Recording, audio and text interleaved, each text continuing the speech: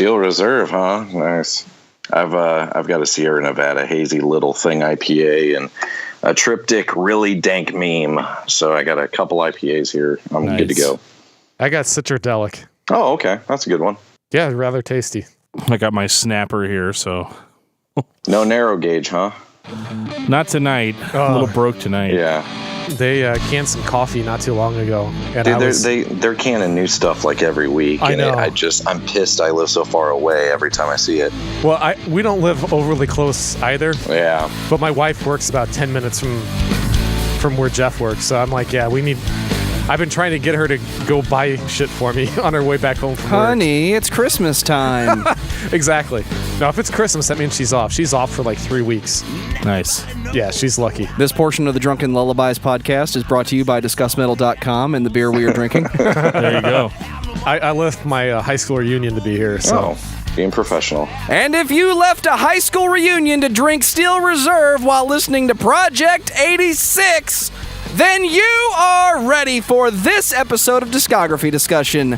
I am Joe. That is Dan. That is Geoff. It's Industrial December. Is it? It's Christmas time. We're talking about Project 86 with Dustin of Drunken Lullabies. The voice. And That's Drunken me. the Movies. I love that podcast. I'm happy to hear that. I really do, man. That's so much fun. I really want to be on one. That's like You were on one. I want to be on Drunken the Movies.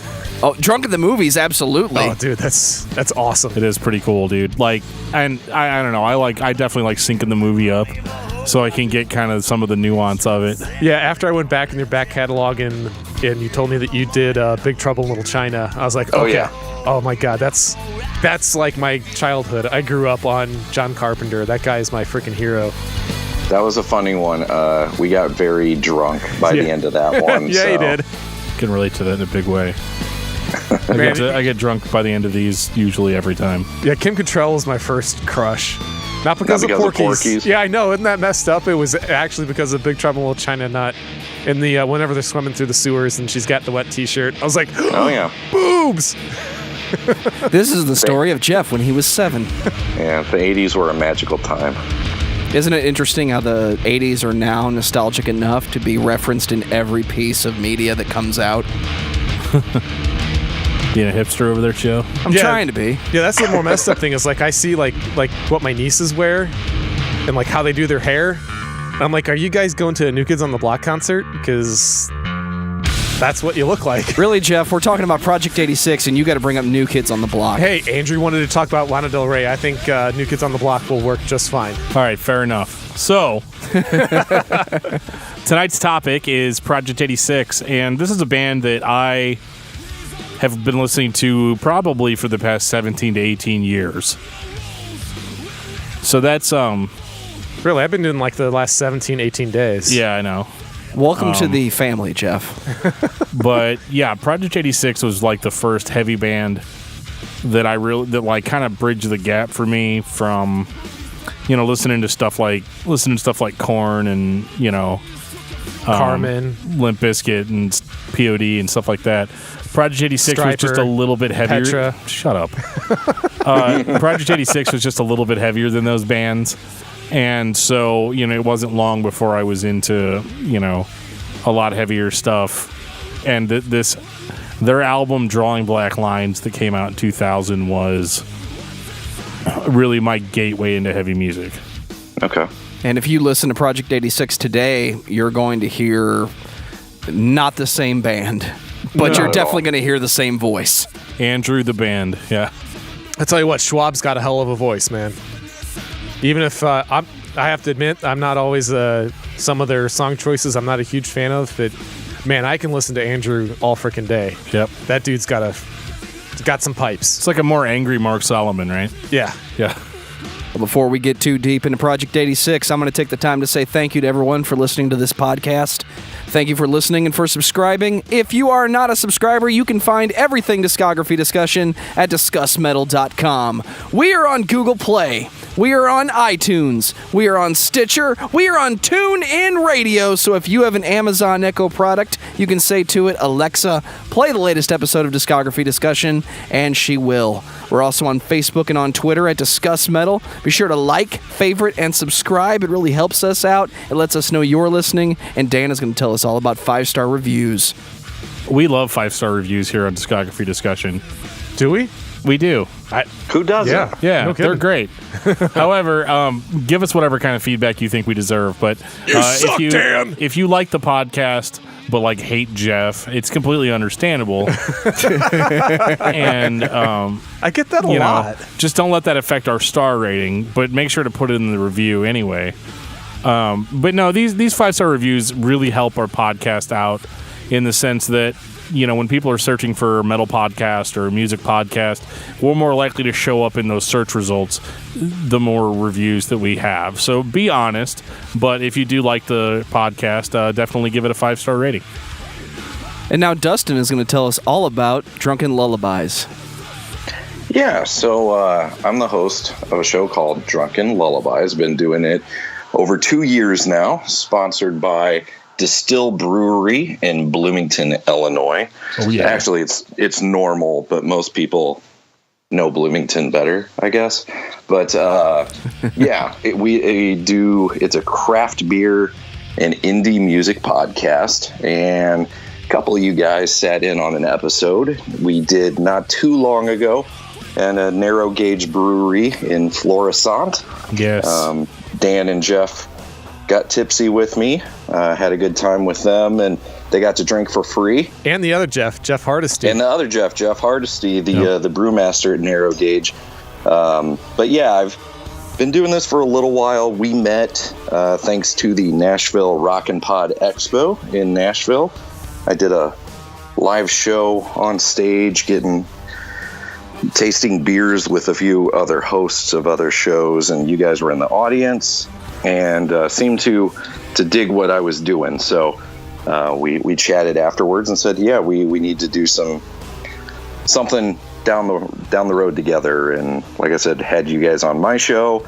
Now it sounds like you want to get drunk on the couch with me for Drunk at the Movies. We do. Absolutely.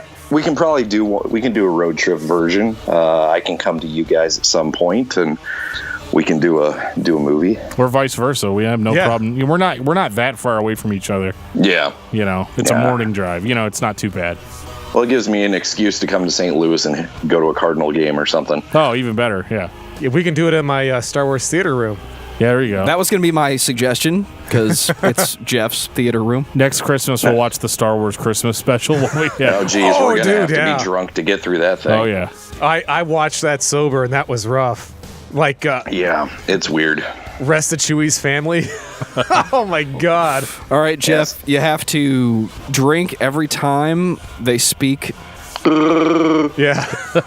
And you have to fill this 5-gallon bucket with puke. Oh, it won't take but 5 minutes. Wow. Yeah, as soon as the grandpa starts getting off with his interactive video porn or whatever isn't that the best? That's pretty messed up. You're starting a new podcast as well, are you not? Yeah, as if 2 weren't enough. I'm doing a 3rd now. It's called Craft Beer Digest, and it is brought to you by White Oak Brewing in Normal, Illinois. And I sit down with Brian. He's one of the owners of White Oak, and we talk insider beer stuff. It's a lot more informative, what's going on in the Central Illinois beer scene. We're going to talk to different people in the industry, different breweries. And yeah, it's going to be shorter episodes, less drunkenness, more information, but still going to be a fun time. And it's got 2 episodes out as of next week. So we're getting approved through all the proper avenues and apps. But if you just look up Craft Beer Digest, you'll find it. Very cool. In unison. Jinx. Geoff and I we've gotten to that point now. So Dan, tell me about Project 86. Like I said earlier, Project 86 is a Well, they're a rock band for the most part. They're on the heavier side, especially at the beginning of their career.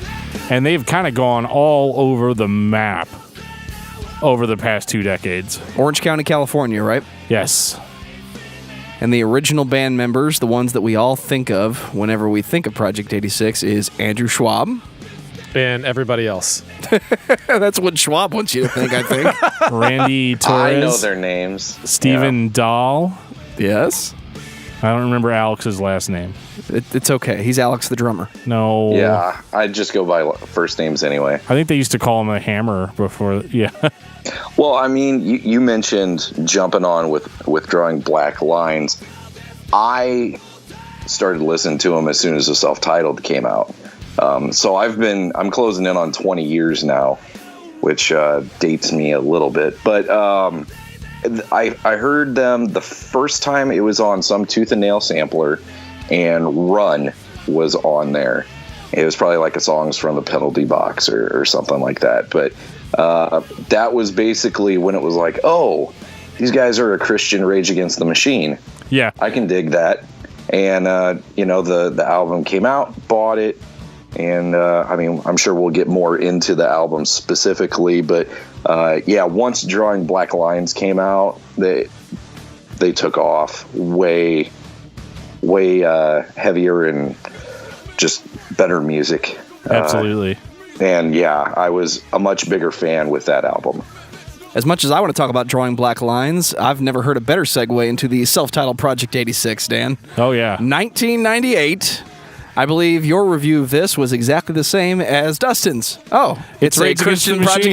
It's a Rage Against the Machine band. Project Against the Machine. Yeah. It was amazing. I'm calling it that. And what's funny is if you listen to their demo, I used to be on the Project 86 message board back when those were a thing. And was that on GeoCities? Something like that. No, it was the official Project86.com. I thought it was Angel Fire. I was a member of Team Black, which was their fan club. And so I got access to this forum that, they every now and again somebody from the band or somebody that knew the band would post stuff that you wouldn't normally be able to get your hands on. And so they actually had the original Project 86 demo. And what's interesting about that demo is that it sounds even more like Rage Against the Machine than the self-titled does. Really? Right down to Andrew's vocals. Huh. Like he even has a Zach Della Rocha. Is it Della Rocha? Zachary Della Rocha. Yeah, I'm sorry. I'm terrible at pronouncing stuff like that. And like he sounds exactly like him. I mean, it's uncanny. So it's really interesting how on the self-titled, he really kind of came out of the gate. I'm like, if you'd never heard that demo, you would think that he had that original vocal from the very beginning. So is there any type of history or documentation where they say, we listened to this and we thought we would do this, but then we kind of became what we were? Or is that all just same date, same time, same bat channel? Yeah, I was wondering what you guys think of it now, listening to it. It's like 18 years after the fact. I don't really think it holds up too well. It's very boring for a Project 86 record. It's very repetitive. A lot of the songs sound the same. There's only like 3 tracks on there that I would classify as repeat listeners. If I was making like a playlist of my favorite Project songs, probably only 3 tracks would make it. I guarantee Pipe Dream's on there. Definitely. Yeah, I was going to say that. Because that's the one that sounds most like Drawing Black Lines. Yeah. Without really sounding like that. I've got a huge... you got to throw 6 Sirens on there because Sonny from POD was on it. Right. Mm-hmm. That one's pretty good. And I'm actually a really big fan of When Darkness Reigns. Even though that's a boring as hell song. Yeah, it doesn't do it for me. I like it because it has kind of an epic feel. And it didn't really work. But I remember loving it back in the day because, I had Drawing Black Lines first, but after hearing Drawing Black Lines, it was a pretty quick rush to the store to buy the self-titled. Yeah. I'd say the self-titles, the eponymous is a product of the times.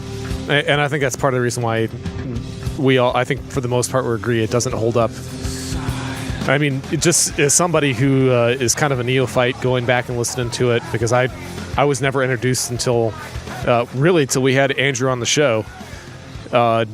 It just didn't scratch any itch for me. And it definitely felt dated, other than a handful of tracks like you're stating. Part of it may be because it was self-produced. It was them and a guy, I'm looking at the liner notes now, named Brian Karlstrom. I'm not sure what his relationship was with them, but once they moved on to the next album with a quote-unquote legit producer, you can definitely hear that they benefited from having somebody else at the boards and giving them direction. I agree. And I find it interesting since Andrew was on, that his love of the Mars Volta and the stuff that he really liked from the Mars Volta was a lot of the stuff that they self-produced. And like we liked Delouse in the Comatorium or whatever the heck it's called. Yeah, that's my favorite. That's everybody's favorite, I think. Well, no, outside of Andrew, Andrew liked a lot of the stuff that they self-produced. That was like his bread and butter. Yeah, well, I think this record, though, is kind of like... I think they actually had a lot of good ideas on this record, but it just sounds kind of tired. Yeah. The energy very droning.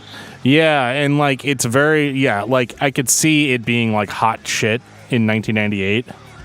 Because obviously it was, or the band wouldn't have gotten where, I don't remember hearing anybody be like, oh yeah, Project 86, they're a boring band or whatever. And I think it's just one of those, like Geoff said, a product of the times, in that it's not really something that we can appreciate with modern ears, especially since we've heard a ton of albums by the same band. Speaking of modern ears, I'm going to come back to the self-titled once we get caught up, because it's 1998. It's a band's first release. These are the songs they had, or at least the best songs they had. And this leads us into the next record, which I feel like we could talk about Drawing Black Lines at the end of the episode just to keep the suspense up, but that's not how we do things. Because everybody wants to talk about Drawing Black Lines. So, 2000, Drawing Black Lines, Project 86. Holy shit. You're going to hear holy shit a lot out of us, because... Well, for the next couple hours. Project 86 has a lot of peak awesome, and then come back to the middle, and then fall off a little bit, and then peak awesome again. So they continuously deliver, and this was the first time they really delivered. Yeah. From a production standpoint, because I like to get that out of the way because it's boring to most people, there's nothing really different going on here versus the self-titled, other than the additional guitars and the additional effects. Dude. But the songs are just above and beyond better.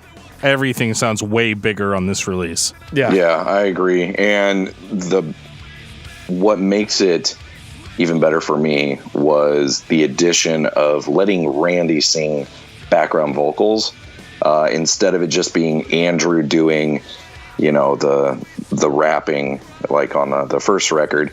Randy's got a good voice, and him coming in with those harmonies and stuff and taking co-lead on some of the songs, that really expanded their sound for sure. I miss the Randy Torres vocal. Totally miss it. To this day. To me, it's an integral part of their sound. That was the template for all the music we made. Well, yeah, and it's notably gone now. Yeah, like when Joe and I used to play in bands, that's what we would do. I did all the screaming, and Joe would do the melodic singing. That was our whole thing. Yeah, what's funny is whenever you first showed me your guys' band, I'm like, I like the stuff where there's like clean singing mixed in. Remember that? Yeah, and I was like, fuck you. Yeah. And you're like, I didn't do the clean singing. That was the guitar player, Joe. Yeah, see, I was a clean singer too. That all my friends that I was jamming with, they wanted to go heavy. I'm like, no, man, there's got to be melody. I can't scream and yell all the time. I like that dichotomy. You get used to it. That's why I like melodic death metal, is because there's both. I want my cake and eat it too. Well, I mean, I like In Flames, but I also like mindless shit like Napalm Death. I thought you were going to say mindless self-indulgence, and I was about to be like, really, dude? We're talking about that? Yeah, Secret. Yeah. This ain't no Planet of No Apes. Right. Okay, so... I've seen them live 3 times, actually. Nice. They're entertaining as hell live. Yeah. It's just kind of a fun silly show. on the record. Drawing Black Lines, I was texting Dan, and I was like, I dig this. I actually like this quite a bit. It's a little heavier. I like Andrew's vocals a ton, and I like the layering of the clean vocals behind it. That's a big deal to me. That's like putting the carrot on the stick in front of me. I will run all day long for that. I don't know if this was when he found his voice, but this is when he first found his voice. Yeah, I mean he definitely does more clean singing later on, but yeah, there's definitely some of that on this.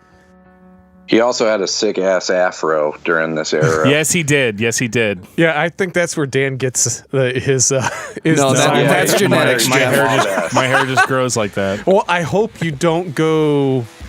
Oh, we love you, Andrew, but you can't pull it off anymore. Well, I think he was bald when we interviewed him. He's been shaved head ever since the video for One Armed Man. I thought he was like straight up Professor X. I know. Well, that's what I'm trying to get at. Is he couldn't get the afro back even if he wanted to. He'd have to. How do you know, Geoff? What do you mean? Because we did video chat, you can tell. We'll call him up. We'll be like, dude, you're not going to believe what. Yeah. You're not going to believe what Geoff said about your hair, man. Joe, get him on the Skype right now. Call him. Dial out Andrew Schwab. Yes.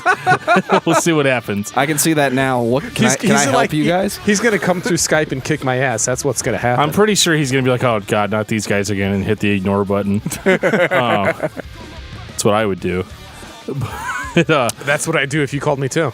Anyway, the first time I was showing Joe Project 86, one of his original comments that has stuck with me all these years later has been, he goes, "That is the best use of somebody that doesn't sing I've ever heard." Yeah. That is exactly what I said.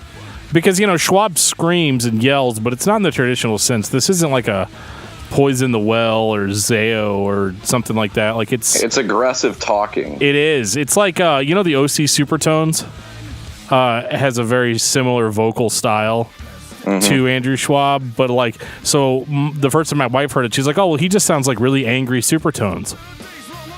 And I thought that was kind of funny with them all being from Orange County. Right. I was thinking it was like a better version of Zebrahead. Yeah, I could hear that.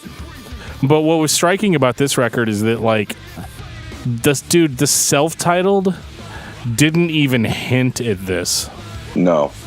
I mean, this was ridiculous.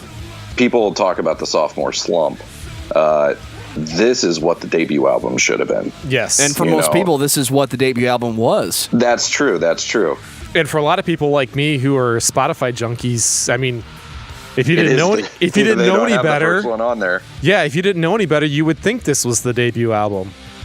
I think that's what Andrew wants everyone to think. But we know better. Yeah. Yes. We have memories and physical media. Yes. I will say this, Dustin. You're the only person I know that has Spotify running more than I do.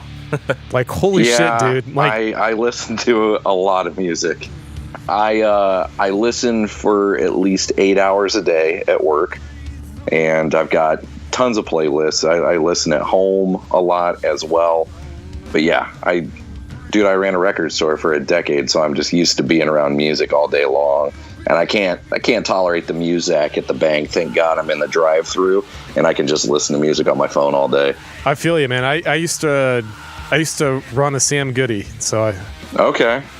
I ran one of their test stores in new markets whenever Best Buy first bought them, and it was going to be like mini Best Buys. So I got to have carte blanche, and I'm like, oh sweet, we're going to be listening to In Flames and 30 Seconds to Mars when they were still real heavy. Actually, what? Yeah, well, Capricorn definitely had plenty of heavy elements in it, dude. You know it does. What? Because you listen to it too and you like it. I like it, but I wouldn't call it heavy. It's got plenty of heavy. Shit doesn't sound anything like Obituary. I didn't say it was metal. I said it was heavy. It's not as heavy as Stein's theme. There's plenty of Project 86 that's heavy, and it's not metal. Well, hey, let's get back on that. Yeah. So Drawing Black Lines is also interesting in the sense that it's right on the cusp between like being straight hardcore, but also retaining that sense of like hard rock that we had in the early 2000s. Speaking of the first thing somebody said about a band, I believe your word about Drawing Black Lines was these vocals are so hardcore. Well, I had nothing to compare it to. Like I said, this was my bridge. This is the first album I had where the dude literally pretty much screamed from beginning to end. Now, were you guys going to Cornerstone around this era at all? Absolutely. Okay, because that's my neck of the woods. That's like a 40-minute drive for me. Yeah. And I remember seeing them around this time, and he like painted his face to look like a skeleton or something. He had the afro, and he was like in kung fu clothes, and you know, it was quite a stage performance. Are you certain you weren't watching Five Iron Frenzy? Because that sounds like something Reese Roper would have done. Oh, Reese and the gang, they dressed up in Star Trek costumes one time. I remember that. So that's really cool that you got to see Project 86 during the Drawing Black Lines era, because I didn't. I don't think I saw the band live until well after Truthless Heroes had come out. Okay. I remember they had a pre-release show on the main stage right before Truthless Heroes came out and debuted some of the songs there. That was pretty good. But yeah, I remember seeing them on smaller stages. By that time, they were, you know, much bigger. Well, standout tracks on Drawing Black Lines? Honestly, I don't skip a track until the last two. Well, 23, I never listened to all of that. That's just noise. But yeah, I mean, if they would have ended that at 10 tracks and kept it a tight, you know, shorter record, it all killer, no filler. But, you know, Absolutely. There's a couple at the end that I just, you know, if I'm going to skip anything, that's what I'm going to skip. Standout tracks for me were Stein's theme, One Arm Man, obviously. Don't Say Me Against Me, because then you're just listing the track listing. We're going to end up listing the track listing by the time we're done. No, I really Set Me Up. I like Chimes. But man, that song PS still creeps the hell out of me, dude. Oh, dude. Yeah, I texted Dan earlier this week, and I'm like, dude, I'm digging PS. I love that fucking song, man. That's great. With that weird... has anybody, like, done the... to find out what it is that she's saying? Well, I contributed to the, it wasn't Kickstarter, it was like something, Pledge Music for the new album. Yeah. And Andrew does a huge write-up on Drawing Black Lines. Oh, okay. In there, and he did say what they were saying, but none of it was like significant. It was just like random phrases that the band thought sounded cool. I'm just kind of curious on what she said more than anything else. I mean, it didn't have to be like... Have you guys read the lyrics for that song? It's about porn addiction, right? Dan, who are you talking to here? Right, it's about porn addiction, though, right? Has anybody else ever read the lyrics to that song? I'm pretty sure you're the one that told me it's about porn addiction, so my opinion on that is Stein from you. I don't know if it is or not. It's just... Innocence sold out to addiction. Yeah. I see that's one of the big lines in the song. Yeah. I'm looking at the liner notes right now. It pays to have CDs still. Yeah. Yeah, it does. I tell you what, that's the only thing I really miss with everything going digital. I love liner notes like there's no tomorrow. I really like Star as well. Yeah, I don't read lyrics, but I read the liner notes. How messed up is that? Yeah, Star is great. Which that would have never made the first record. You know, it's Randy singing a quiet song, and that was one of the things like, oh, this is a totally different band. So, yeah, but I dig it. It fits here though, because this is a dark record. You know, the whole idea of drawing black lines. I mean, it could not be more well represented musically than it is, and for a Christian rock album, no less. Well, this got him a major label deal. Oh, yeah. Thanks to POD. They got signed to Atlantic or whatever. And I turned so many people on to this record with just, you know, like, oh, you need to check out this band. This album's amazing. And I think BEC put it out first. Then they got the Atlantic deal and they re-released it. but I still have the original BEC release. Yeah, this was the record that was in every guitar magazine. Everybody that talked about music would talk about Korn and would talk about Nine Inch Nails, and then I would bust out Drunken Black Lines. Who is that? No, that's not Who Is It. And that's unfortunately, a damn album. the best way in 2000 to get people to listen to Christian music was to just not tell them. Yeah. And then they listen to a band like Project 86, and they're like, this is really, really fucking good. And then I tell them, yeah, you know that Christian music you say you hate? Yeah?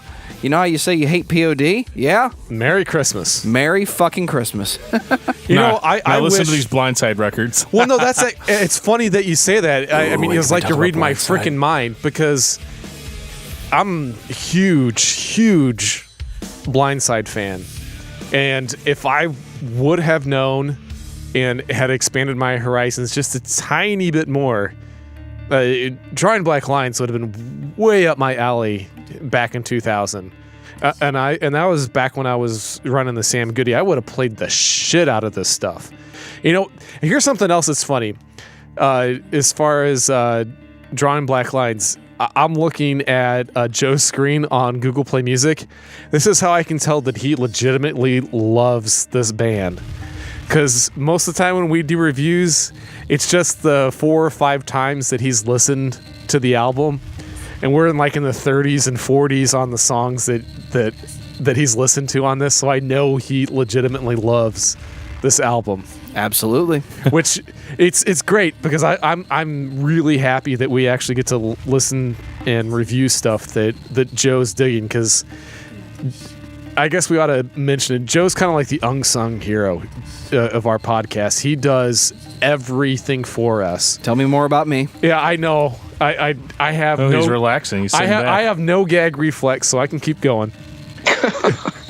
Dan and I, most of the time, we just posture and talk shit the whole time, and Joe just has to cut everything out that I say that's terrible.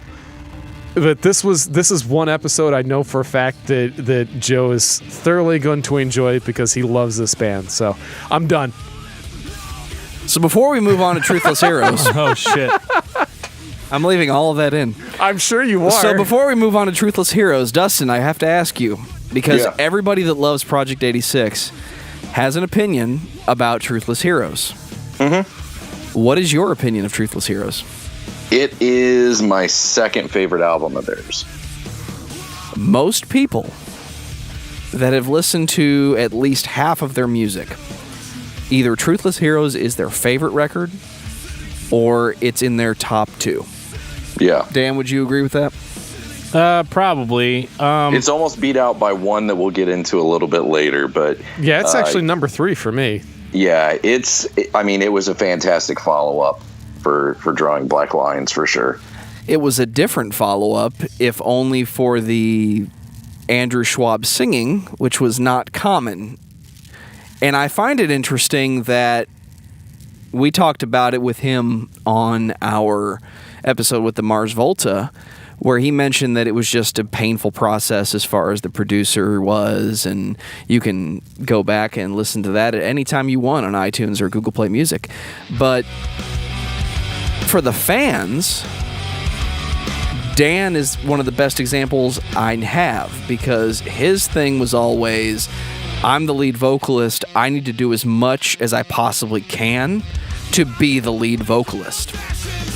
And this was the first time that the lead vocalist did everything. He did the screaming, he did the singing. Randy's still in there, but it wasn't a staple of Schwab at the time to be a singer. And years would go by, and he would sing more and more and more. I like Truthless Heroes, and I think, except for the filler, it's probably their best record. Those. I think it's their best record. It's not my favorite record. See, I actually like Drawing Black Lines more than Truthless Heroes. Well, I do, absolutely. It's a pretty common opinion. Okay. No, and I'm the same way.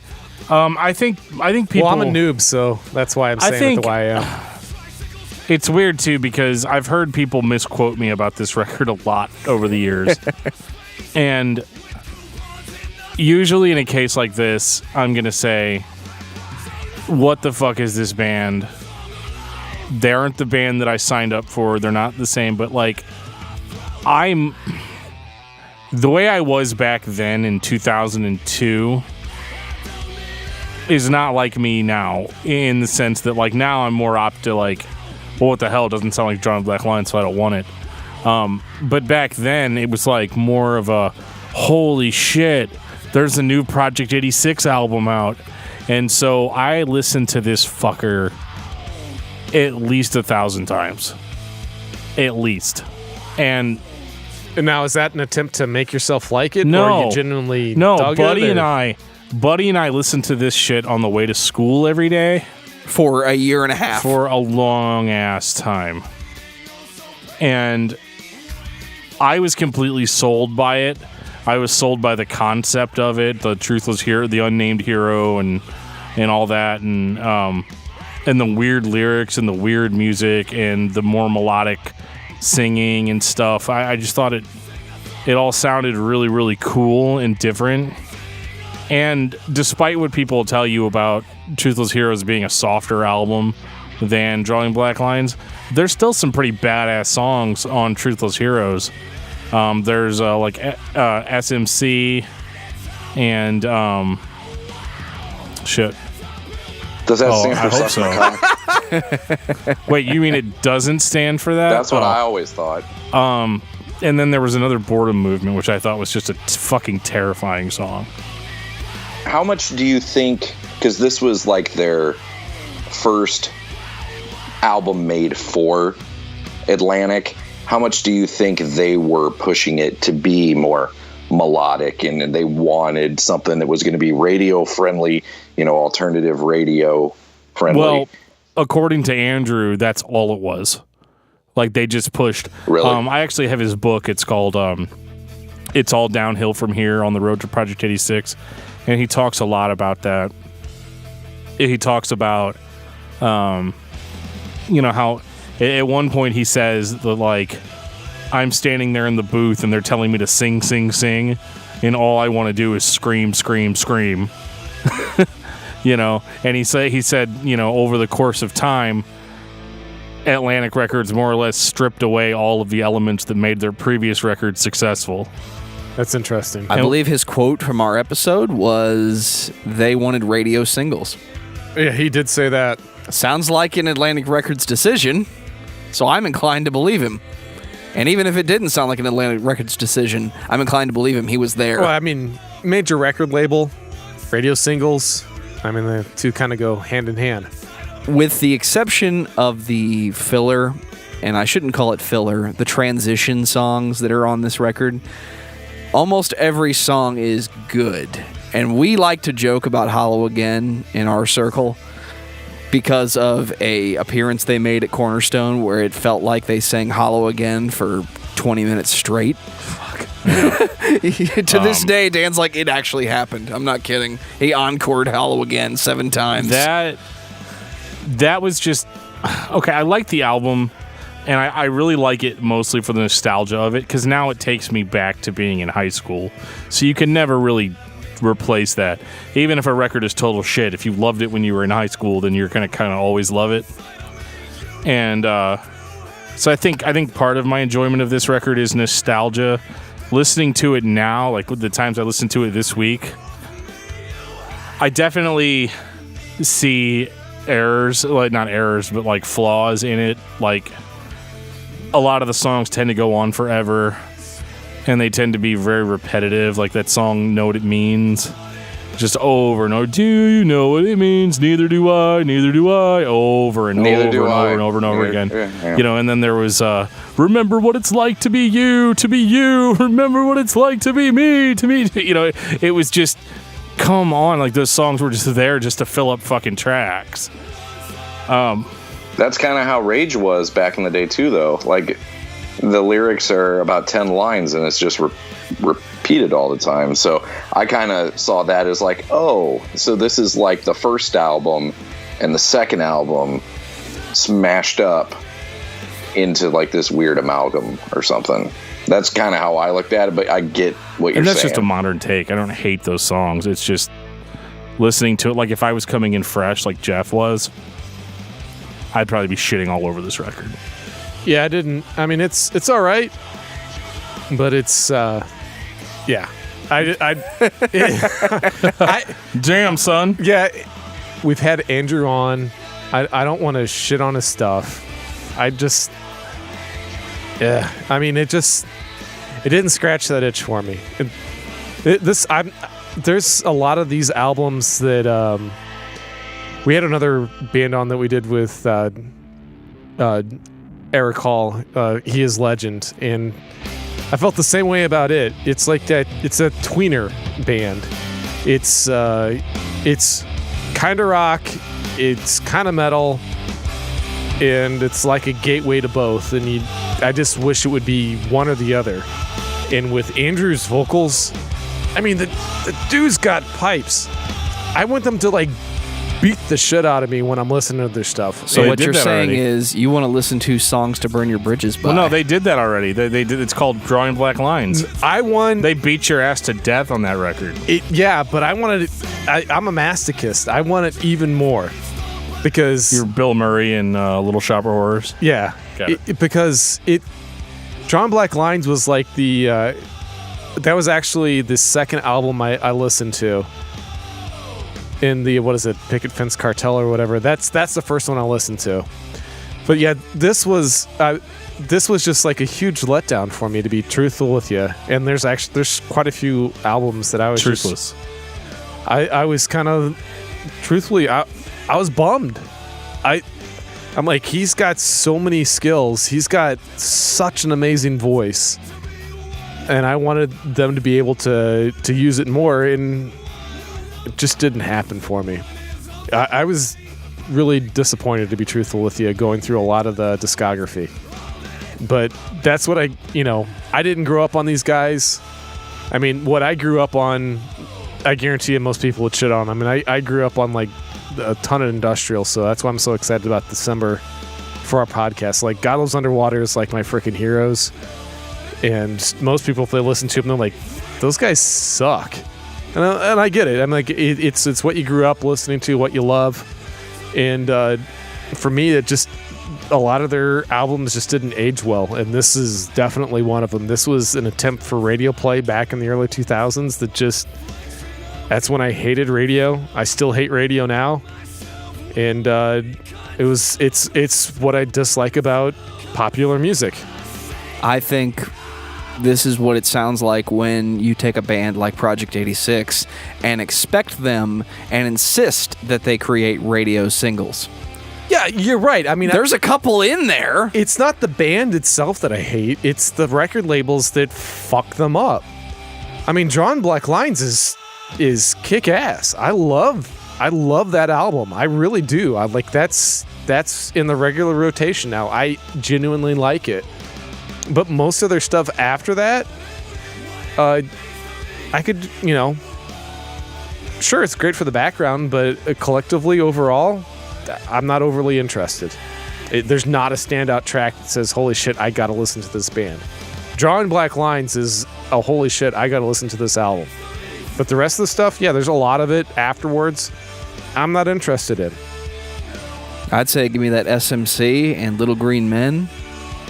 Definitely standout tracks for me. A lot of the tracks that I like on this record are kind of the more lame ones. So I really like Soma, Hollow Again. Yeah. Yeah, I like Hollow Again a lot. As much as we make fun of it. Yeah, oh God, I make fun of that song all the time, but I do love it. That was the song that when the album was coming out, you could go to project86.com, join the mailing list, and they'd send you an MP3. It's one of the first legitimate MP3s I ever 48 downloaded. minutes later, you could listen to it. Exactly. Yeah, you got your 56K modem, but you're only getting like 24.4 or 26K download. Last Meal I like a lot, mostly because Mark Solomon's on there, and that dude's my hero. And so... and I really like that how that song has almost kind of like a surfer bridge. Did you ever notice that? And like I guess it's about 3/4 into the song, and he's like, "The very beast that you create's the one that'll slay you in the end." And he goes 2, 2, 3, 4, and it goes into this like he starts yelling like "You'll never take me alive," and they're playing this like bass segment that's like kind of sounding guitar and all that. Yeah, it sounds like surfboard music, like 1960s surfboarder music. They make it work. It's just that's the really notable. It's a really weird, notable musical choice for a record that like you would think that a producer would stop in and be like, no, fucker. You're going back into the chorus now, so it's kind of funny that song is kind of non-traditional when this is supposed to be a record that's full of hits or whatever, and yeah, like I like those songs, and this record, what saves it for me is the lyrics 100%. Like, well, then again, we know why I didn't like it then, because I never pay attention to the lyrics. Yeah, well, that's if you're the kind of person that watches a movie with your eyes closed, then that's your problem. But no, this record. Thanks, buddy. This and there's a song Soma, and it has one of my favorite lines from a song ever.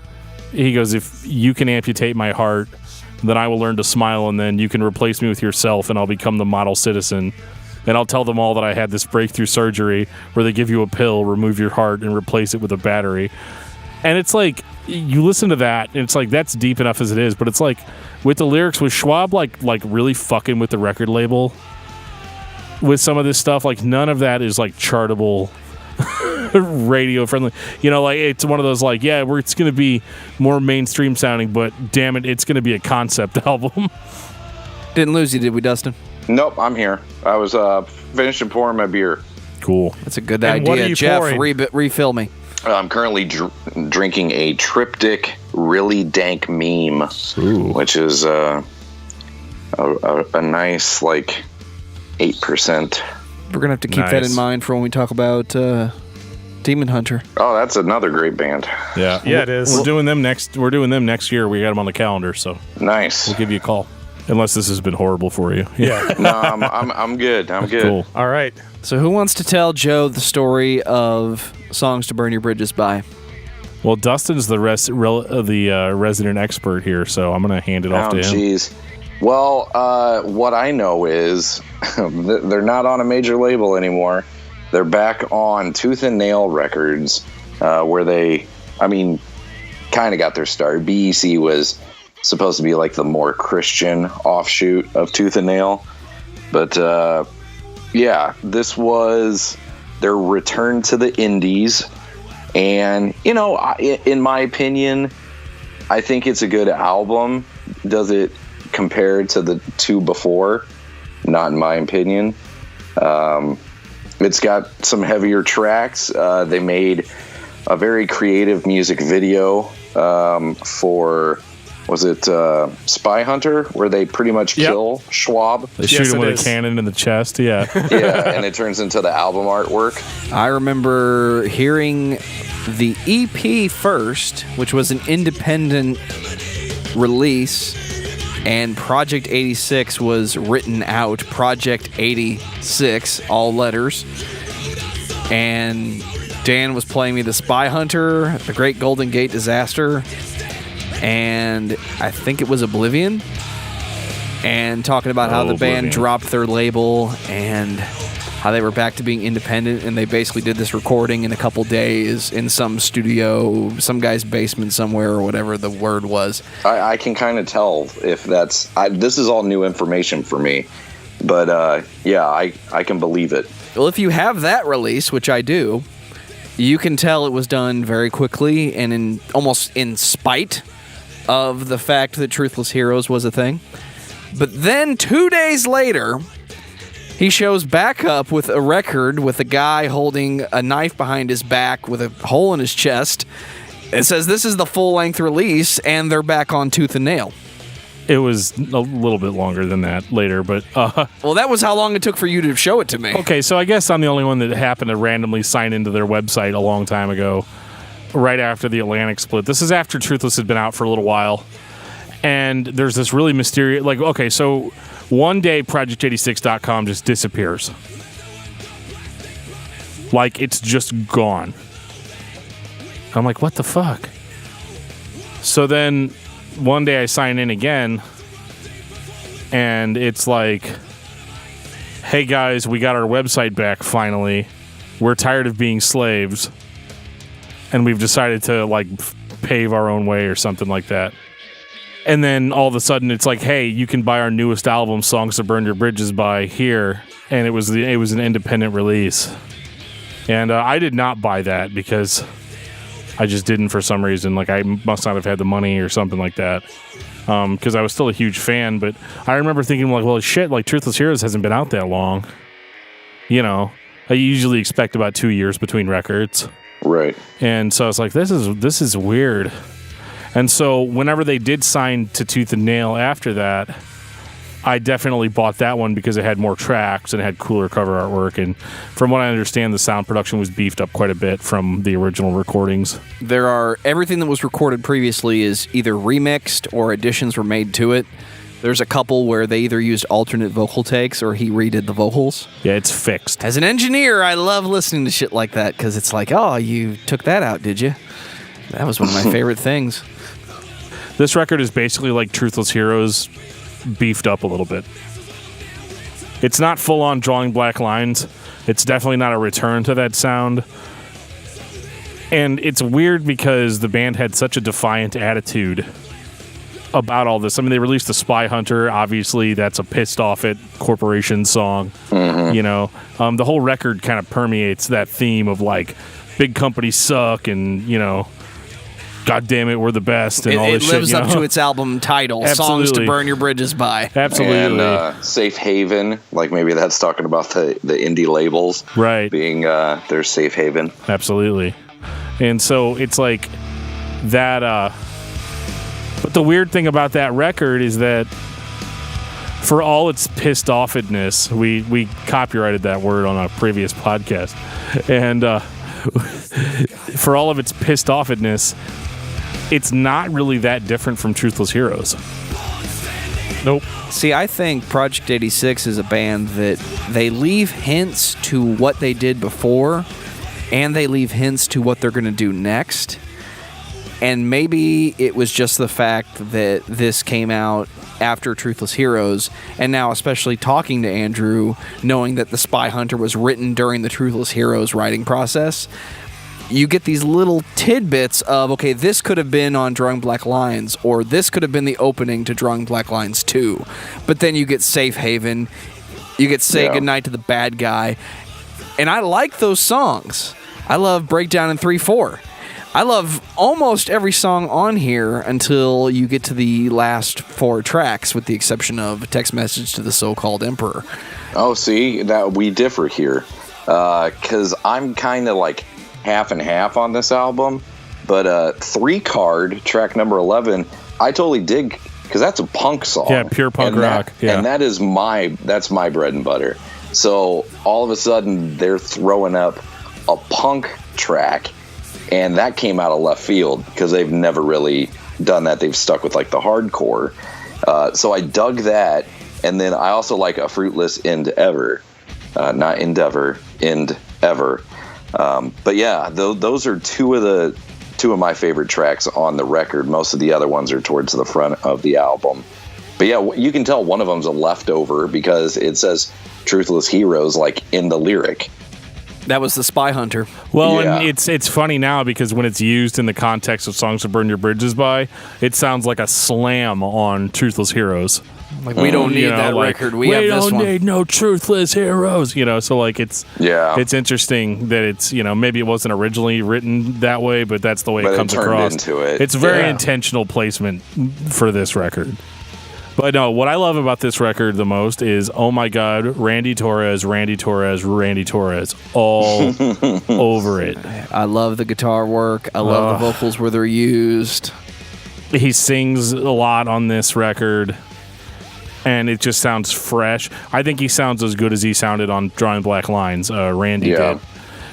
Schwab, though, is a little bit more subdued on this one. I mean, he's aggressive. He yells. He barks. He does all that stuff, but like, it never reaches that level of aggression like it did on Drawing Black Lines. I don't think ever again in their career. He became, and I mentioned it earlier, the sole vocalist who sings and yells and raps and screams and all the stuff that Schwab does because he's awesome. There's a couple spots later on where Picket Fence Cartel, for example, and even the newest record, I feel like he kind of got back to it. But that's the difference between 2000 and 2017. Was Drawing Black Lines their heaviest release, or at least his most aggressive vocal performance? Probably the most aggressive on record. I just like I really like the lyrics on this one a lot too. This is actually the first Project 86 album that I've listened to that I was like, yeah, this is a Christian rock album. Because the lyrics, despite being ultra negative towards the record label and everything, are still kind of come across as a little bit more positive. There's like more references from the Bible and stuff in the songs, and there's a lot of like simile and stuff. And it's not like that's why I listen to music, or at least not anymore. You know, when I was a kid, you know, and I was only allowed to listen to Christian music, you know, that stuff was obviously really important. But, you know, listening to it now, it's just interesting how they kind of found a little bit of their own solace. And, you know, they kind of started coming into more of what they would become, you know, as a staple of, because I kind of think really after the whole Truthless Heroes thing, they kind of just stayed in the Christian market. Do you still have bad memories of Oblivion, Dan? All right, true story.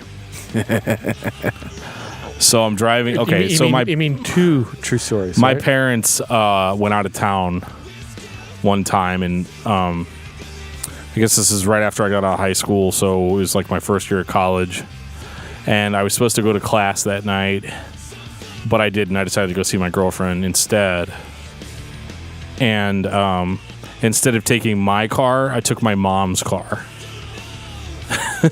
And it was raining outside, and I was listening to Songs to Burn Your Bridges by, and I was listening to the song Oblivion when, you know, a car in front of me stopped suddenly. I was going too fast.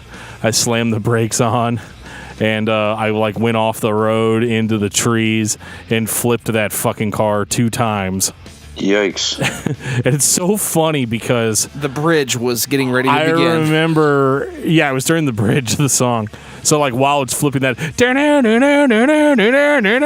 like that's in the car, like that should have been a music video, you know, like, and no, I remember sitting upside down in the car, like right after it happened, and the fucking CD's still playing.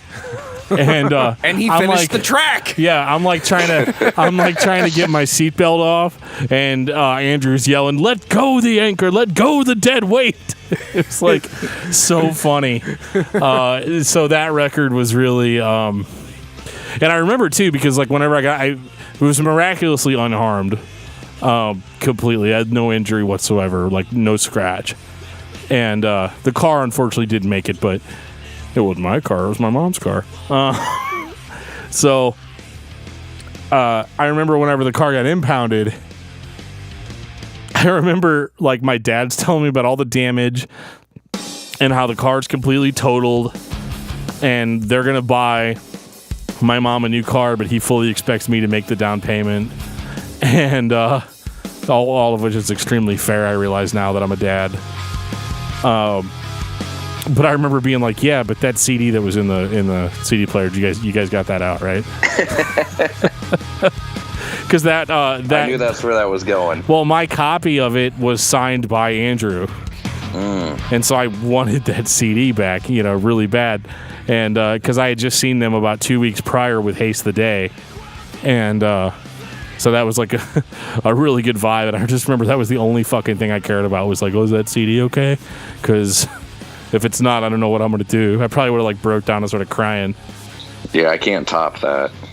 So how much more do we have to go before we end the first era of Project 86? Oh, we got a little ways to go, man. Really?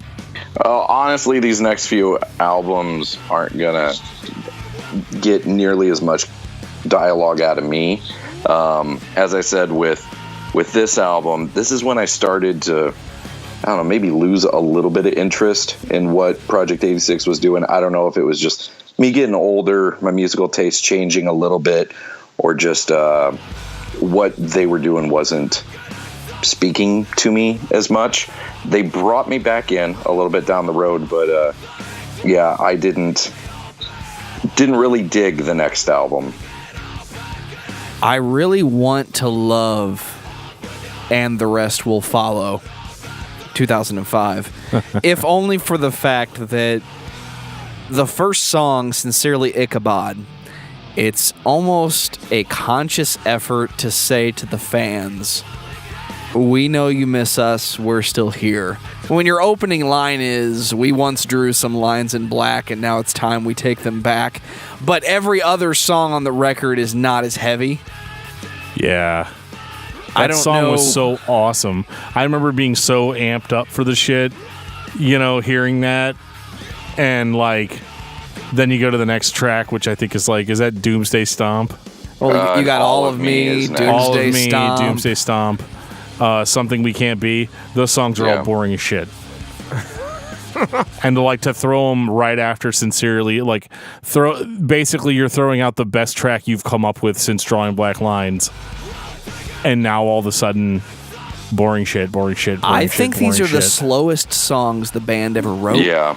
Yeah, this is by far the standout track on this album, and it's not even close for me. But I'm also kind of a obnoxious metalhead, so I guess that kind of makes sense. I like Sincerely Ichabod. I like From December. I like Cavity King. That's one of my favorites. My Will Be a Dead Man. It's a and good that's song. a slow single too. That's another very low, slow tempo. And this was their reunion with Garth, or Yes. Giga Garth. And it just, if you came in expecting Drawing Black Lines Part 2, you were sadly disappointed. And I'll be honest, I bought this one, played it a couple times the first month I got it, and then it went on the shelf. I probably didn't touch it for a couple years. I think this record has a really weak beginning section, first half. If it was an LP, side one's weak. Yeah. You've got Sincerely Ichabod, which is carrying the whole thing over. However, you flip it over to side 2 and you get to Subject to Change, and then you have a super badass song that's heavy and in your face. Your fate's still undecided. Return. I mean, that song fucks you, man. It's aggressively? It's really Or sweetly? aggressive. No, it's definitely aggressive. No lube. Yeah, Zero lube. Right in.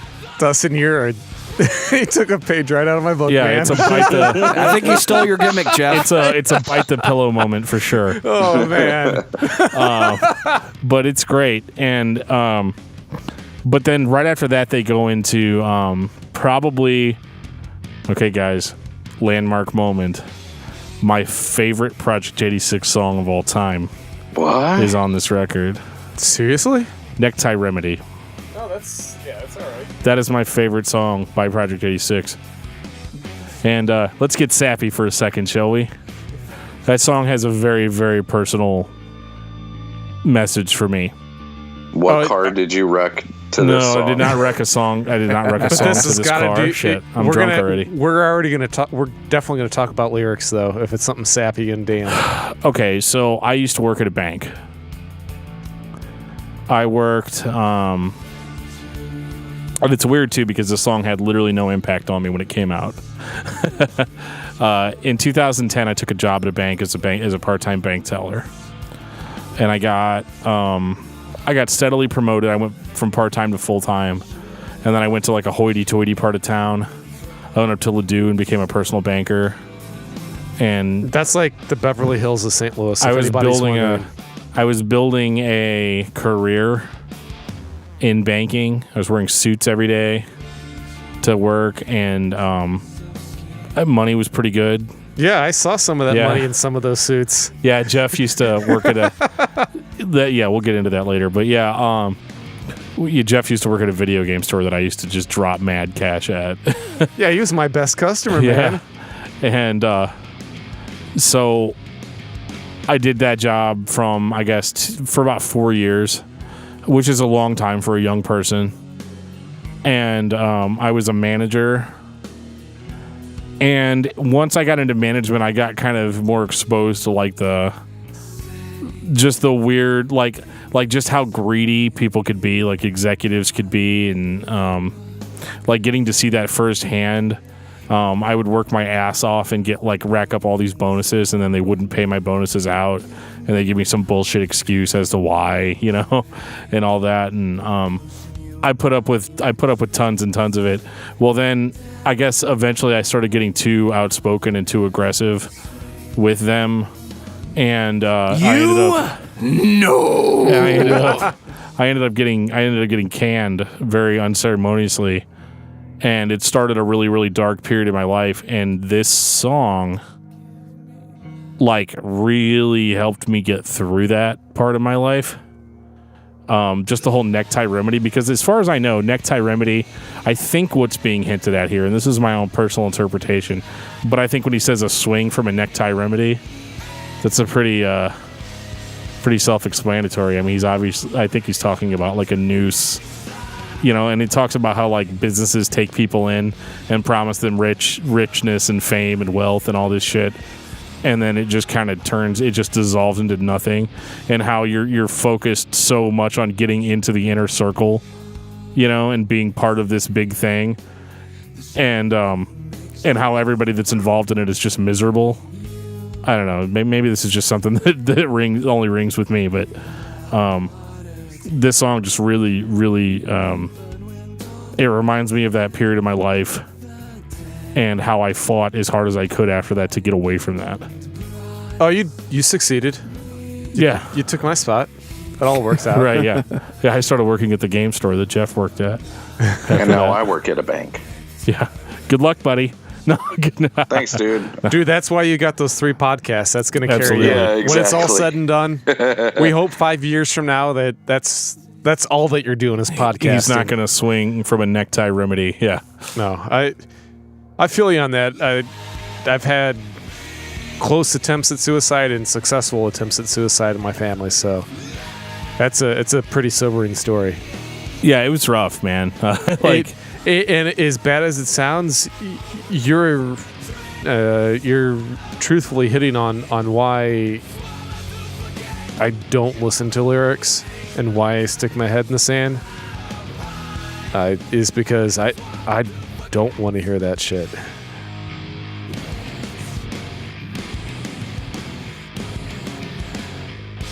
I know. I'm like, oh, I'm not alone. I don't want to, but I guess that's the reason why for the exact same reason why I don't want to hear it is I don't want to relate to it. I don't want to admit those weaknesses. I mean, and I guess that's the athlete machismo bullshit side of me that starts finding its way to the surface. Geoff wants to be a sociopath, not an empath. Got it. Yeah, we have a winner. Got it. Hey, that's what. Well, I think we've made great progress with you today, Geoff. Come back this time next week. Take a couple of these pills, and we'll get it good. And I talking about having a couple of those pills. I just had my first sip of Steel Reserve. What the fuck is that shit? It's delicious, is what it is. It's fucking disgusting. Have you ever shit into a can, Geoff? Dude, I smelled and then fermented that shit. It's like It's like rubbing alcohol as beer. It's god awful. This is going to be my last can of Steel Reserve. There's no, but you're still drinking it. I'm going to drink it because there's no way in hell I'm going to let alcohol go to waste. So you're an alcoholic, is what you're saying, not a beer connoisseur. Yeah. Dustin, sure. We're so sorry, man. We are not. It's all right. We there's no format to this. You know what really cheered me up after that? Rival Factions? Rival Factions. Yeah, actually, 2007. You know, I kind of dug this. This is kind of fun, actually. And this is almost beats out Truthless Heroes for me. This was the one that I bought it just because I'm a completist and a band that I listen to. If they put out something new, I'm gonna pick it up. But I went into it with very low expectations after the last record, and I put it on, and I was like, okay, all right, I like the first track, and then it just kept going, and it was solid. Like, this is the only album where I'm good listening to the whole thing without skipping a single track. Yeah, and it's only like, what, 30 minutes long? It's not, it's super tight, 10 tracks. It's a good rock album. Yeah, it's great. In my opinion, this is era 2. Start. Yeah, Alex is gone. This is the first record without him. Yeah, I think Randy's still on and Steven's still in, and obviously, the obviously artwork Andrew. Yeah, just shows the three of them, and the artwork is super cool. Like the CD jewel case is like this purple color, and it's like a decoder ring. Because if you take the liner notes out of the tray, there's like this weird kind of 3D looking print, and you have to put it under this plastic to be able to read the track listing, and there's different things hidden. It's pretty cool, and that just added to it. Also, they worked with Jason Martin on this record, and you can tell. Starflyer 59 is one of my favorites. I got to interview Jason on Drunken Lullabies, and I was super stoked about that. But tracks like Illuminate, he's the one playing the keyboards on there, and you can totally hear him all over this record. Yeah, I agree. I'm a big Starflyer fan, and I definitely hear that. Yeah, that's actually something that I did listen to quite a bit. I had one of my best friends in high school was a big Starflyer fan, so yeah, it's this record's just fucking weird for Project 86. Like it's a straight up rock album. It's like these weird up tempo shit. Like everything else that they ever did was either like they only had two tricks up their sleeves before. It was either we beat you over the head with a tire iron, or we depress you enough till you kill yourself. You know, like there wasn't. Which Dan likes. Which I love, yeah. And but no, this was weird. And honestly, like the first time I heard this, I was like, "Fuck this band!" You know, like it was. But I mean, at that point, I was a meathead, you know, with heavy music, and I was like, "They're not even heavy anymore, and that's not cool because reasons." And you know. Like so I wasn't into it, but like when I would go back and listen to it, like the song that really got me was Normandy. That was a fucking great song, Normandy, and I also really loved Caveman Jam, which is just one of the weirdest vocal patterns that Schwab's ever done, and the lyrics are just absurd. Like he's just I agree. Yeah. You caught me on my way to destroy stages. It's like, what the fuck? But it's so great. It's interesting to me because what I hear is somebody was listening to Heart-Shaped Glasses by Marilyn Manson and said, I could do a glam rock record. And then they remembered their Project 86, so it turned into an electronic pop record. I love it, though. The forces of radio have dropped a pit viper.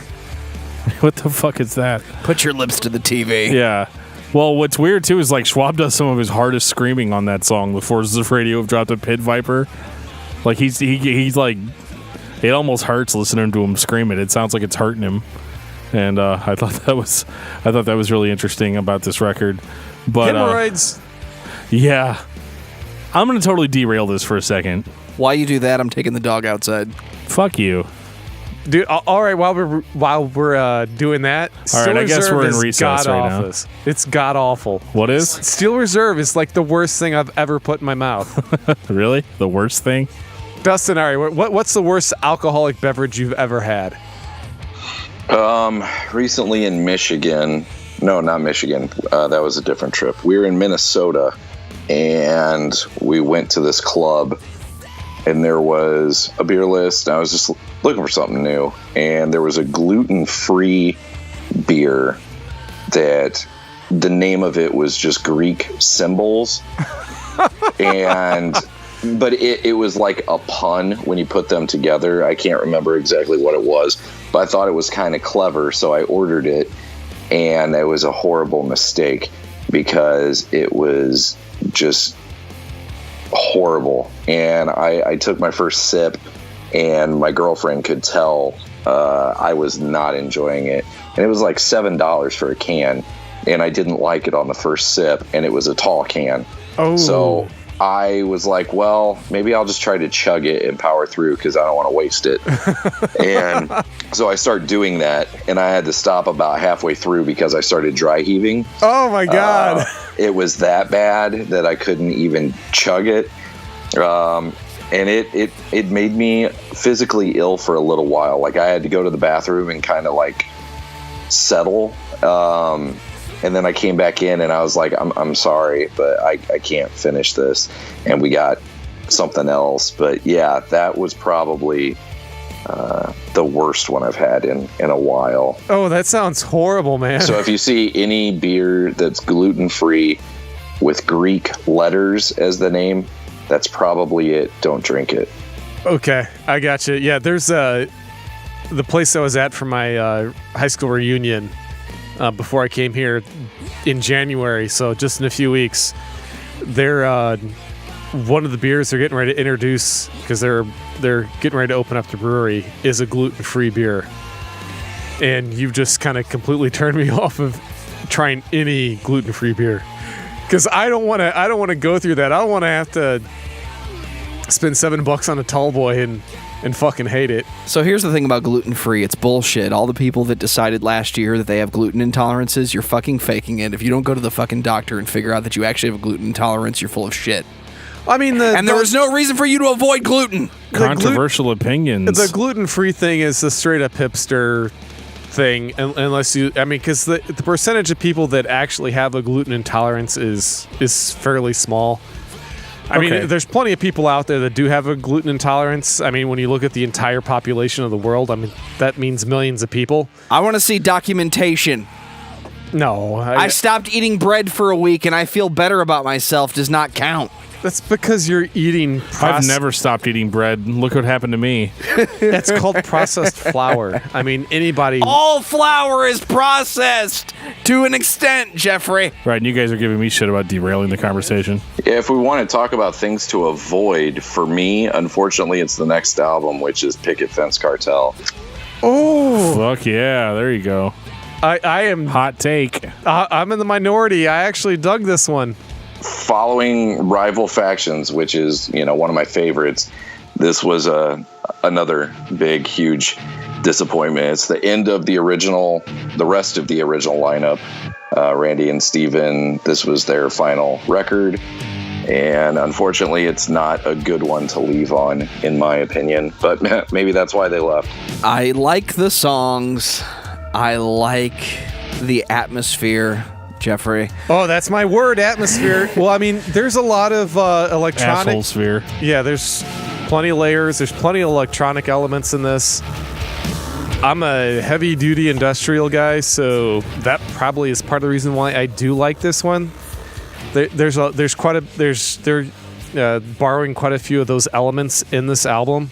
It is a gigantic put off that the drums on this record are fake. They are not being played by a human being. Are you sure about that, Joe? You always say that, but I don't know if you know that for sure. I can guarantee it for sure. The drums that you hear were not played by a human being. That's Joe, the drummer, speaking, and I'm not a drummer, so I don't give a shit. Don't misunderstand me, Jeff. I love the record. I love the songs. But when I listen to the record, I have the Scott Mellinger response to the self-titled Zao. Mellinger, I don't want to hear the fake drums. And I know they're fake because there is no variation in the tones. I fucking love Destroyer, man. Like, that's actually the first... maybe that's part of it. That's the first Project 86 song I heard was Destroyer. And I dug it. I mean, it had a bit of a... You should hear it live with a real drummer. It's better. He kind of... I mean, he even has like we saw him tour on this. That croaky, dry, cracked Marilyn Manson speak that he does on Destroyer. I actually like that on the... I don't know what it is, but it kind of speaks to me. But I know I'm sure I'm in the minority, but I love industrial, so that kind of sound is what I grew up on, and so hearing that just kind of comforts me a bit. Now that you mentioned Marilyn Manson, this song would be so much more interesting with a bunch of style going on. I would dig the fuck out of that, actually. I think that they were trying to give the drawing black lines treatment to the Rival Factions sound. They're like, okay, so we had electronic elements on Rival Factions, and Rival Factions was probably one of their better albums, in the sense that unlike their other stuff, look at everything Drawing Black Lines on. You kind of had to be a Project 86 fan already to pick those records up, right? Absolutely. Like how many new fans do you think that they got off of Songs to Burn and and the rest will follow? But an album like Rival Factions, they may have actually gained new fans with that. Yeah, Spotify, their number one song is, Evil, A Chorus of Resistance. That's their most played song. Right, because that's an earworm. If you hear that on the radio, you're not going to get that out of your head for days. Unfortunately, Picket Fence Cartel doesn't have a song like that.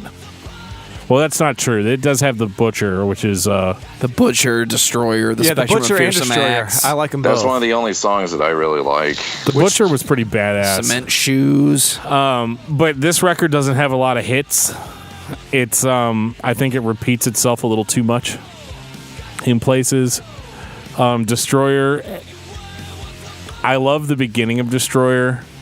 Like, I like the first 38 to 39 seconds of Destroyer, but then it's like, okay, guys, come on, let's fucking start the song. Like, how long is this going to go on before you guys actually get into it? I guess I kind of like the fact that it drones on. I don't know.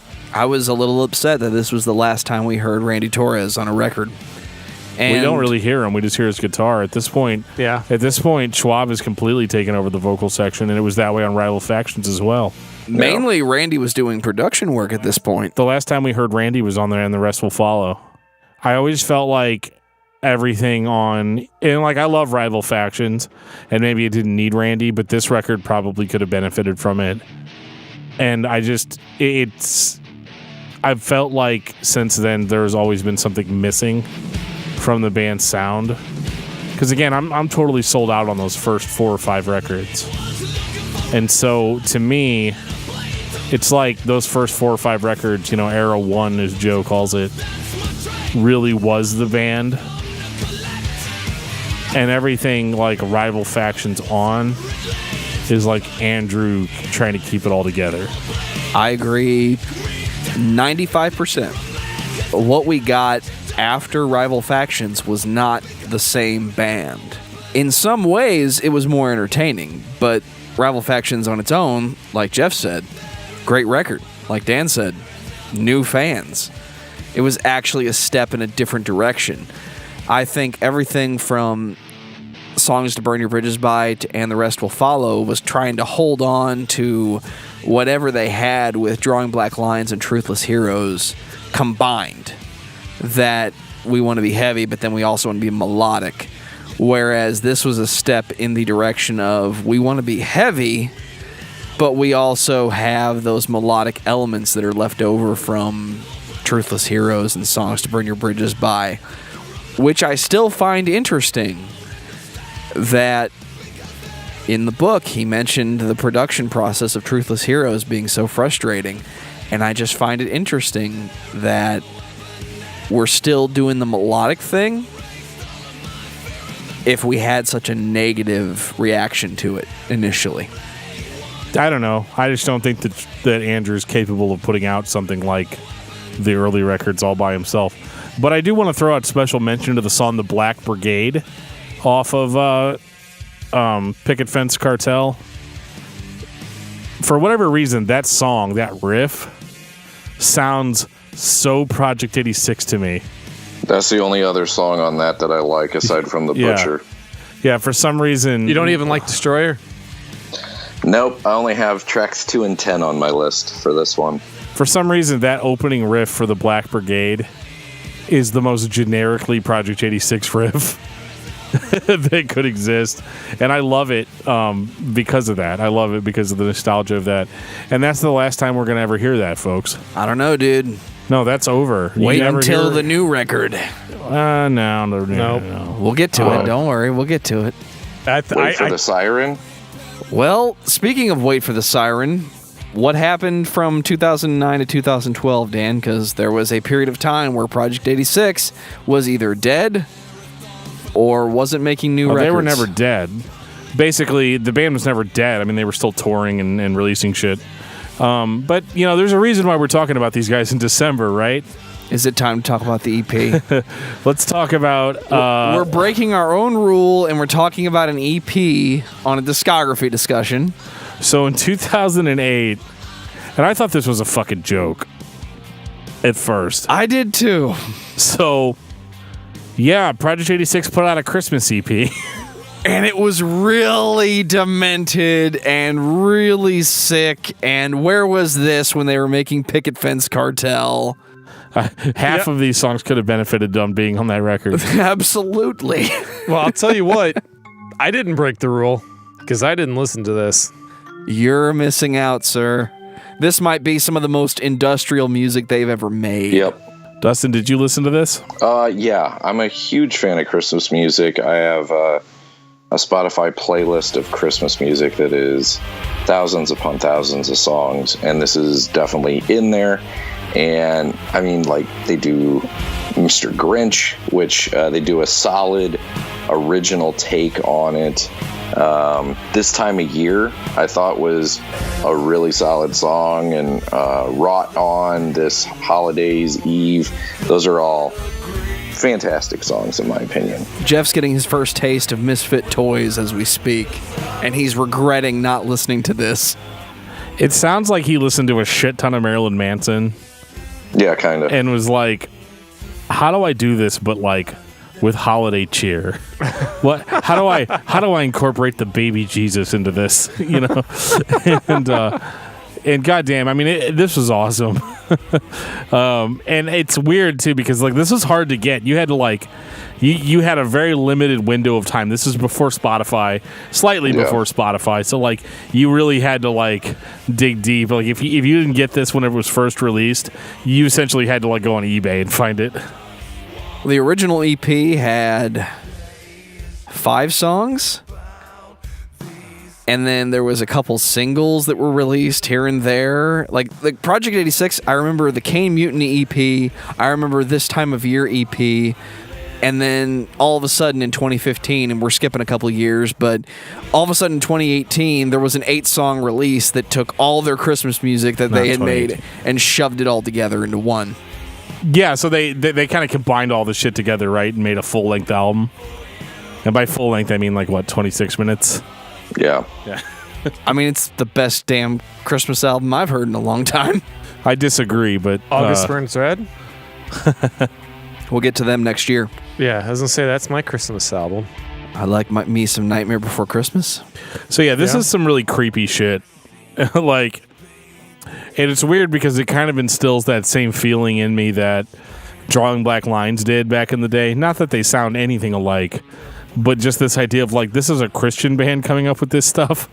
But as we all know, at this point, this is the Andrew Schwab show. This is whatever he thinks is a good idea. This is the bridge between Era 2 and Era 3, if I'm Holy shit, there's 3 eras? I think so. There's the first era, which stopped it, and the rest will follow. There's the 2 records in the middle, where we didn't have the same drummer. We didn't have the same input from the band, or at least the same sound. And it led us to the third, which is just Andrew Schwab and Friends, which we will get into when we discuss Wait for the Siren, their first crowd-funded endeavor. I helped crowdfund it. I helped crowdfund it as well. I've helped crowdfund every album since then. We were at the CD release party here in St. Louis. Yeah, me and you and Andrew. There was nobody at that show. Out of the 3 bloody lips I've had at metal shows, 2 of them were Andrew Schwab's fault. Thank you, sir. Well, and I remember that they've never had a good pull in St. Louis because St. Louis doesn't like good bands. It's just the way it is. Hey, man, we like The Urge and Breaking Benjamin. Yeah, okay, fucker. Hey, guys, when's Deftones coming back? With Guns N' Roses, right? Anyway. Deftones is good, though. Yeah, Guns N' Roses is good, too. Or was. So, yeah, we went to the CD release party. And I remember there's a song on this record called SOTS. SOTS. And I remember they played it live. And Andrew's like, does anybody know what SOTS stands for? And I think I yelled out, because again, it was like me and Joe and like 6 other people. And I was like, Song of the South? In which case, Andrew was like, yes, that's exactly it. Very sarcastically. And I almost brought that up whenever we had him on our podcast, but I was like, I don't want to bring that shit up. I like the songs on here, but they don't sound like Project 86 as much as they sound like Andrew Schwab and Friends. Rocky Gray's playing drums. Brian Head Welch makes an appearance. I mean... What about Bruce? Bruce is on here as well. Bruce Fitzhugh from Living Sacrifice. You know that man so well. I like the songs, but they sound to me like songs that you would write with a supergroup. I mean, there's a band called Tin Machine that David Bowie is the lead singer of. Mm-hmm. I feel like this would be something to that extent. If this was anything other than Project 86, it would be a little more appealing, because just as a Project 86 record, I don't hear anything familiar. And as a fan, that's what I'm listening for. And even with Picket Fence Cartel and Rival Factions, it was different, but I still heard familiarity. There's elements of familiarity, but they don't sound like the same band. It just sounds like Andrew Schwab's hanging out with a bunch of people. This is, again, part of the time where I kind of was on radio silence. I own the album. There's only a few songs that I really like Fall Goliath Fall. It's okay. They have a video for it. It was the lead single, but nothing that is going to really hold a candle to the old stuff. Defector's all right. I do like Ghosts of Easter Rising, track 10, but honestly, this is another one where I bought it when it came out, played it a couple times, and on the shelf it's set. I liked this one for the most part. I liked Fall Goliath Fall. I remember everything seems to always travel back to my work history, but like I was working at the game store, not making any money, and I was upset about that. I was too. That's why I left. Yeah, even though I was mentally better than I was leaving the bank, I wanted to make more money.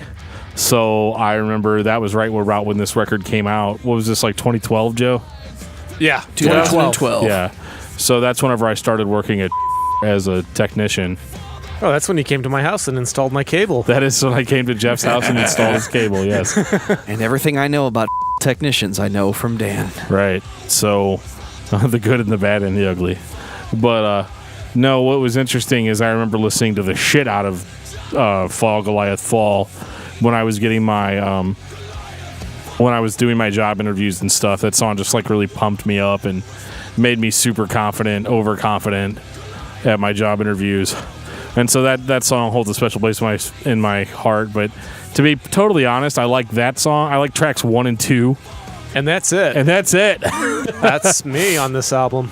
Because track 2 is great because because Bruce Fitzhugh is great. Yeah. You know. And I'm gonna always stick around to listen to him scream. Really beyond that, Wait for the Siren was kind of a big miss for me. I feel like it's one of those records that could have benefited from a different track listing order. I just don't think it flows that well, and I think there's just too much shit thrown together. You mean like there's a bunch of guest appearances? There's a bunch that of don't guest really appearances that don't really fit.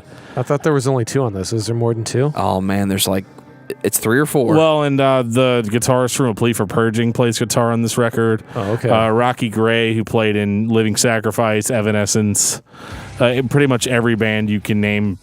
Rocky Gray's kind of like the guy to call if you need somebody to play drums or guitar on your shit. Yeah, actually, it's funny. I talked a lot about Rocky at my high school reunion today. That was pretty funny. It's weird.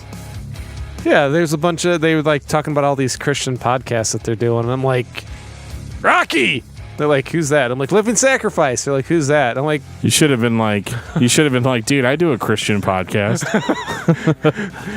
to a certain extent I do, except I drop F-bombs all the time. So this is the first record that features the new Project 86, which is Andrew Schwab, Dustin Lowry, and Scott Davis. No bass player at the time. Who I don't think is even in the band anymore. Right? But then your additional musicians, your guest vocalists, you've got Bruce Fitzhugh, you got Brian Head Welch, you got Andrew Welch from Disciple, you got Blake Martin, that's Our Plea for Purging, you got Cody Diggers, Rocky Gray. I don't know who The Wedding is, but I'm guessing that's a band showing up on guest vocals. Yeah. I mean, this really was, you're crowdfunding our record and we're going to make it worth your money by having a bunch of people show up and do shit. I mean, it was definitely a takes a village kind of moment. The Village didn't put out a good album. Agreed. It was collectively. It was better than the next one. So we're moving on to Knives to the Future. Knives to the Future doesn't even exist for me as an album. Really? Yeah, like... See, I like this one better than the last couple. It's all right. And I think it's like what you were saying about radio silence. I guess after Wait for the Siren, I just didn't care. Mm-hmm. You know, I was kind of like, oh yeah, you know, like I think the song apathetic to what they were putting out. Yeah, and it's weird too because I helped crowdfund it. Yeah, I've got an autographed copy in my hand right now. I'm glad I don't because I would have smashed it to bits. But yeah, no, like I just think that this record is very what's the word? Try hard? Solid. But like it's so damn solid that like I just don't remember any of it. And this could be my fault. This is the one that I listened to the least. Yeah, and that's the thing. Like I didn't listen to this much, but then when I was doing prep for this episode, you know, I went back, I listened to them all in order, like in a day. And this one, when I put it on, I was like, man, I probably should have given this more attention when it came out, because honestly I think it's got some decent songs on it. It has the only album closer that I love on any Project 86 album. I never felt they've had a strong song to end a record, but Oculus is a solid one to go out on. No, I agree. Like even Drawing Black Lines, as great of a record as that is, doesn't end that strong. They need Oculus is a mic drop on the record. Like, for sure, we're done. You know, see you in a couple years. And yeah, that was something that I always felt was missing from their albums, was that kick in the teeth on the way out the door. Right. They've always kind of slacked in the last 2 or 3 songs, with exception, of course. And that's sequencing. You know, that's like we said, albums could benefit from a better track listing. So right. I don't know, but he evidently doesn't make good mix CDs for people, because it's all about sequencing. Right. It's all about sequencing, especially with me, and I know I've been called out for it recently from our good friends at the Roach Coach. I remember when albums made sense, and then there was this time where even pop records, you knew I used to say you could tell if it's a pop record because the last 3 songs are complete throwaway bullshit. And if it had a good closer, or if it ended on a good note, that means it had good sequencing. And for the most part, I've been correct all these years. Project 86, they're one of the bands that just doesn't know how to close a record. Yeah. But that could be that underground or independent, we put our best foot forward because we don't believe someone's going to listen to the whole album anyway. I don't know. But Oculus is a good song on here. I like Pale Rider. The opening track. The opening track's pretty good. Spirit of Shiloh, I'm a pretty big fan of that. So, Dan, since this album doesn't exist for you, are we just going straight to Sheep Among Wolves now? Pretty much. I wish I had something better to say about it. It's extremely solid. I like it. What do you want to say about Sheep Among Wolves, then, Dan? I just don't love Knives to the Future. So, I'm not going to lie, Sheep Among Wolves came out like, 4.5 minutes ago? Oh, yeah. About 3.5 days. Yeah, no, well, a couple weeks, but... So, yeah, it's at least I don't have it on CD. It's the only one I don't have. Well, see, I crowdfunded the vinyl. That's not shipping for several more months, which I'm really pissed off about. But that's neither here nor there. I still got access to it before anybody else did, Right. So I got that going for me. So Sheep Amongst Wolves starts pretty aggressively, actually. I was pretty surprised by that. It doesn't hit me like Drawing Black Lines hits me, but it was an interesting choice. It was almost like Schwab was like, I hear what you guys are saying, so I'm going to do this for you. But it doesn't really come off like that. I mean, he's screaming. It's a little chaotic or whatever, but it sounds more like something like Latter Day Under Oath or Norma Jean would do. It doesn't really sound distinctly Project 86. And I don't want to say I don't want to shit on it, because I do like it. Obviously, I do prefer to hear Schwab scream than sing. But this record is just really all over the place, man. I'm too close to it right now. It's too new that I don't really have an opinion. It's got some decent songs like MHS, which I'm trying to think of an inappropriate definition for that My Hairy acronym. Scrotum. Oh, Yep, that's a good one. All right, cool. So they put out a lyric video for it, and that's, it's pretty heavy. There are a couple grammar errors, I think, in the lyric video, which bugged me. But, Imaginary Me is all right. But again, it's one of those, I'm going to have to go back and give it more attention later down the road to see what I really think odds of it. are we're going to come back to this in like a mini episode or something in the future, because it's just too new. And yeah, it's great they're still putting out music. My review of this record in 2017 is there are aspects of this record that remind me of every Project 86 record that came previous. Even the opening track reminds me of the self-titled Project 86. Yes, Andrew is singing, but I only hear the guitar, the bass, and the drums, and Andrew. One of the best listens I have is 15 Live, which is a live record they did after, I think it was Picket Fence Cartel, Dan, correct me if I'm wrong. yes. And all it was the guitar, the bass, the drums, and Andrew. So you're hearing a very pure representation of the band, which is important to a lot of people. I don't want to call this album stripped down because it's not fully stripped down, but some of the songs are just the band, and other songs are the electronic elaborations that happened later on. So I really feel like the first few times I've listened to it, I'm hearing a little bit of everything Project has ever done. Yeah, I think I'd put this as I fling poo. I just want to see what sticks. That's my perception of it. This is an album that is made for the modern masses, that, putting songs into a playlist or putting stuff on shuffle is perfectly fine. I guess I'm a traditionalist, and I like to listen stuff cover to cover, and I want a cohesiveness to it when I'm listening to it. And maybe that's what we kind of hit out on earlier. Track listing seems to be a challenge for Project 86. And maybe that's why I'm, other than a couple exceptions, have a hard time digesting their music. Is when I listen to something, I'm one of those guys that I want to start at the beginning and go all the way to the end. And there's always something that makes me not want that to happen on multiple Project 86 albums, because either A, it doesn't finish well, or the track listing is a little screwed up.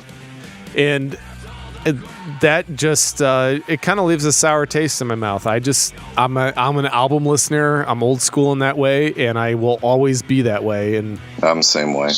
And I think that's probably why on certain albums I do have struggles listening to Project 86, and it's simply because of that. I want to start at track 1 and go all the way to track 15 or whatever it might be, and never have to hit skip.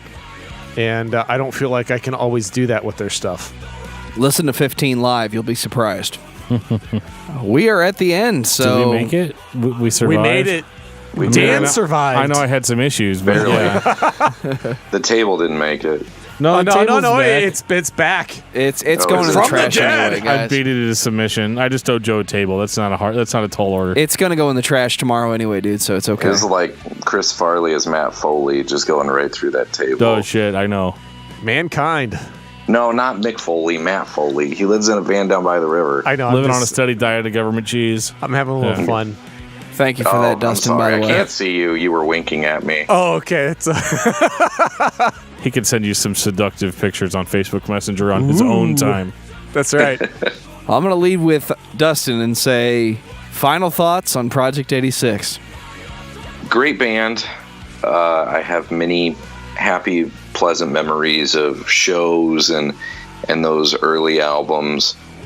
Again, like I said, it's great they're still putting out music. I'm still keeping up with them, which, I think that's what a lot of people do that really have a strong tie to a band. So they've got that support. They're doing the crowdfunding thing. It seems to be working.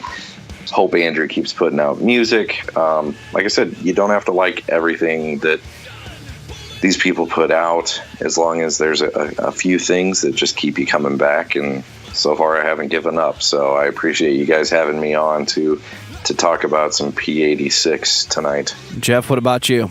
For me, it's all about Mr. Schwab's voice. Dude, that's what keeps me listening. I mean, it pretty well established. I'm not the biggest fan. I mean, because I've had 2.5 weeks of listening to this.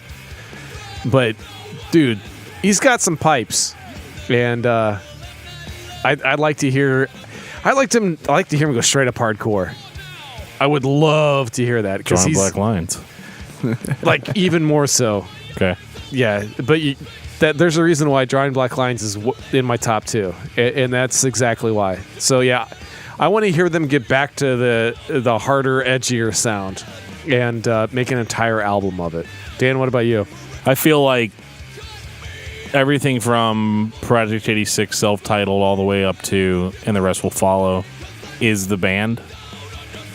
Like a band of people that contribute ideas together and have a collective sound that's created from multiple band practices and writing sessions and whatever you want to call it. Everything else is good for the most part. Few misses. But that's okay. The more albums you have, you can have a few misses and it's okay. But I think that original band, like first 5 albums, that's where I'm at. And that's where I'm going to live for a while with this band. But obviously, despite that, I still crowdfund every new album. I'm still very involved. And so it's one of those, like, being a fan, I'm going to always like everything that they do, even if I don't love everything that they do. I'm a fan of Project 86. I have been for many years.